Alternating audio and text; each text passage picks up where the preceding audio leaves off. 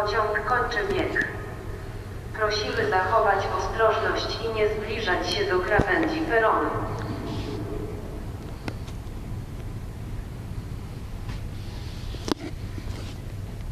Ze stacji Warszawa Wschodnia planowy przyjazd o godzinie 18:09 Słychać. przyjedzie z opóźnieniem około 25 minut.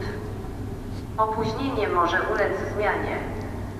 Prosimy o zwracanie uwagi na komunikaty. Za opóźnienie pociągu przepraszamy. Za chwilę wjedzie pociąg Regio do Częstochowy, a raczej z Częstochowy do Częstochowy, bo kierunek zwrotny jest, bo Łódź Fabryczna to stacja końcowa, bo... Czemu ja się powtarzam? Słychać?